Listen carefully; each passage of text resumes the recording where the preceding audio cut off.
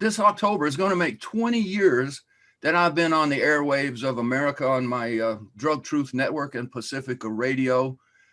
But I'm proud to have competition. The day we're recording this show, there's a new show that's being put out through iHeartRadio. It's called PSYCHOACTIVE. It features my good friend, a man, a mentor, an associate, an ally of drug reform, Mr. Ethan Nadelmann. Hello, sir. Hi, Dean. It's good to be back on your show. Dr. Nora Valco, that's what I was wanting to say, director of the National Institute on Drug Abuse. Now, she was an enemy, or it felt like she was an enemy for a long time, but she's moving in our direction. Dean, I got to tell you, man, I was very surprised that Nora Volkow said yes. I mean, of all the people who said yes to me, I was really surprised because I've been highly critical of her and of NIDA. And she said yes. I mean, look, I think, why did she say yes? I don't know. It may just be because the times are changing, because the Biden administration is finally using the language of harm reduction, because marijuana is now basically legal, because the racial justice issue is front and center at this time. She just came out with a piece supporting decriminalization of drug possession, although with a fairly conservative definition of decriminalization. But she came on, I did grill her pretty hard. I also, you get a kick out of this one, Dean. I started off by pointing out that she is now, she's been head of NIDA, National Institute on Drug Abuse, for 18 years. So the only body who ever served longer in a senior federal drug control position, I believe, was Harry Anslinger. For 32 years as head of the Federal Bureau of Narcotics from the founding in 1930 till he stepped down in 62. But I grilled her on a lot of things, like why is she spending a fortune on all this brain disease stuff, which hasn't really produced very much as yet, and just seems a huge waste right now when we're dealing with an overdose epidemic.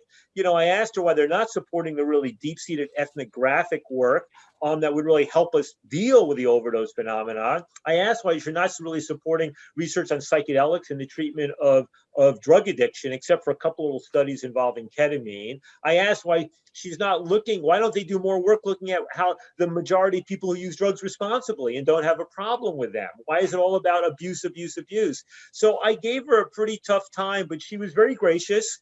And I did find places to compliment her on things where I think she has done well and played an important role.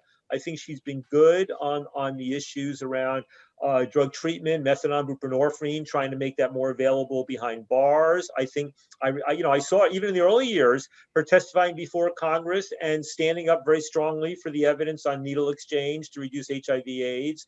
So she's had her moments, and I wanted to be sure to praise her for some of those things. Part of PSYCHOACTIVE is I have the folks I'm working with are helping to get some of these big, people like Tim Ferriss, the podcast host who's known a million, Dan Savage, the columnist about, these are people who are not normally on drug policy, podcasts and stuff like that. So I'm getting some of those, and I'm going to try to be mixing in more. So a few of the people that you would also be kind of interviewing, like I did interview the head of DPA's New York office who led the New York marijuana legalization effort, Melissa Moore.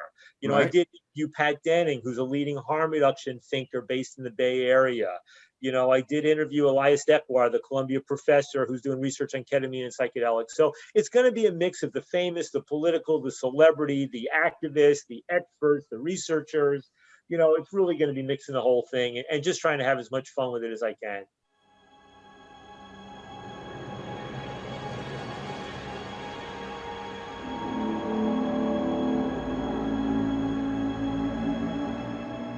I'm Dean Becker. I want to thank you for watching this video. I hope you found it motivating. Now please like and share and subscribe if you want more content. Now to hear a longer interview with this week's video guest, I request that you visit our website. Links are in the description below.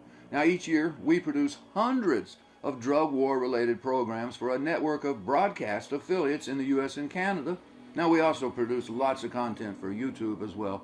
And you can access nearly 9,000 of our programs at drugtruth.net.